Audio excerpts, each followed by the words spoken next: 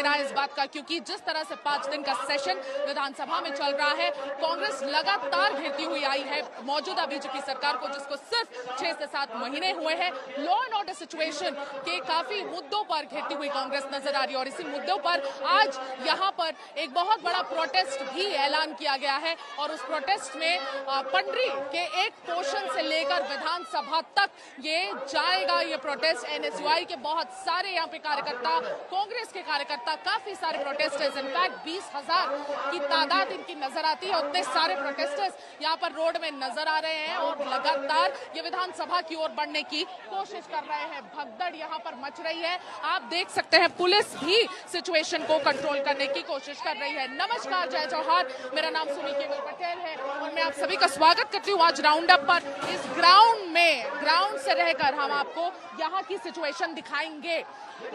यहाँ पर जिस तरह से बहुत मौजूदा जो हालात है, बरसात का ये मौसम है, काफी कीचड़ यहाँ पर रोड में है, लेकिन मैं आपको यहाँ का जायजा दे दूं कि पंडरी का वो इलाका है, मार्केट का वो इलाका है, बिल्कुल बहुत बिजी रोड है, हर जगह से इसे रोक दिया गया है, बैरिकेडिंग लगा। सत्तावी समाज को सेटिस्फाइड नहीं कर पाई यहाँ की सरकार, यहाँ की लॉ एंड ऑर्डर, यहाँ का एडमिनिस्ट्रेशन। उसके चलते जिस तरह का जो बलौदा बाजार में वायलेंस देखने को मिला, कभी ऐसा पूरे भारत देश में नहीं हुआ कि एसपी का ऑफिस जला दिया गया हो और डिस्ट्रिक्ट के सरताज यानी कलेक्टर का ऑफिस जला दिया गया हो, लेकिन ऐसा बलौदा बाजार में हुआ और उसकी वही सबसे बड़ी वजह है कि सत्तावी समाज में आक्रोश नजर आ रहा है भारतीय जनता पार्टी के लिए और बिल्कुल उसी तरह से कांग्रेस भी उसको इनकैश करती हुई नजर आ रही है। बलौदा बाजार के इस बड़े इंसिडेंट को कांग्रेस लगातार विधानसभा में उठाती रही है। उससे पहले भी हमने देखा किस तरह से बेमेतरा में फैक्ट्री में ब्लास्ट हुआ और उस फैक्ट्री में ब्लास्ट होने के बावजूद एफआईआर दर्ज नहीं किया जा रहा था।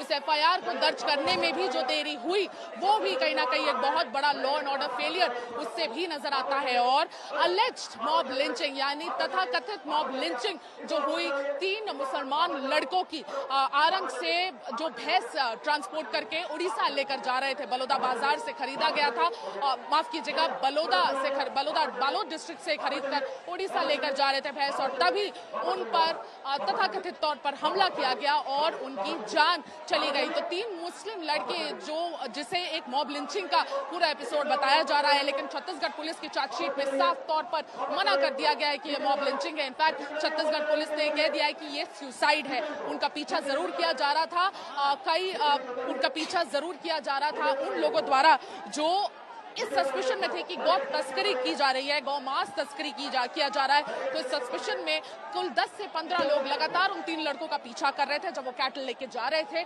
और उसी सस्पिशन में आउट ऑफ फियर वो महानदी ब्रिज पर आरंग में वो कूद गए। कूदने से जान चली गई, ऐसा चार्जशीट कहता है, लेकिन परिवार वाले लगातार उसे मॉब लिंचिंग कह रहे हैं और कह रहे हैं कि 10-15 लोग जो उन्हें फॉलो कर रहे थे उन्हीं लोगों ने उन्हें बेरहमी से पीट कर मार डाला, ऐसा कहना है परिवार का। लेकिन चार्जशीट बिल्कुल अलग ही कहानी बयां कर रही है। तो ये सारे जो लॉ एंड ऑर्डर के एपिसोड सामने आ रहे हैं, यही वो वजह है जिसकी वजह से कांग्रेस काफी आक्रामक हो गई है।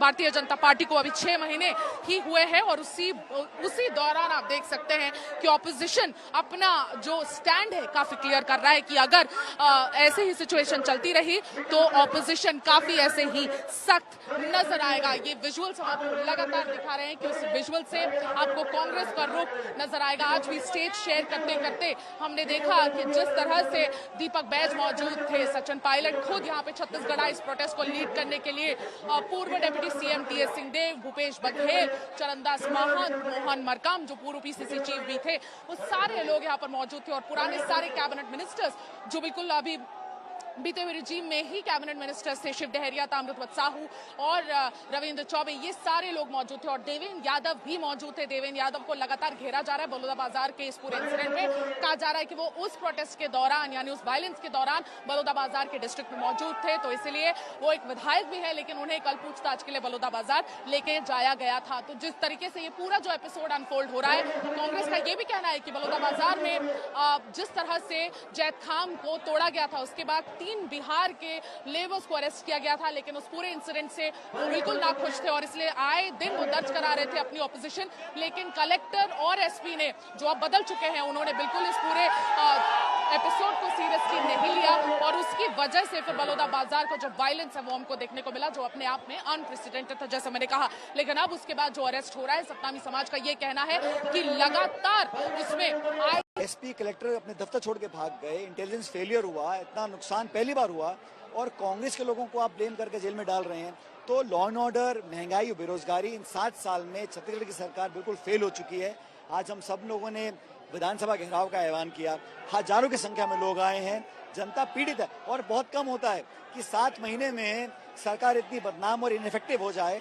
इसलिए पब्लिक की आवाज रखने का काम हम लोग कर रहे हैं और कांग्रेस, क्योंकि यहाँ पर प्रमुख विपक्षी दल है, हमारी जिम्मेदारी बनती है और हम सब लोग वो काम कर रहे हैं जो विपक्ष को करना चाहिए। अनफॉर्चुनेटली डबल इंजन की सरकार है यहाँ पर और बुरी तरह फेल हो गई है।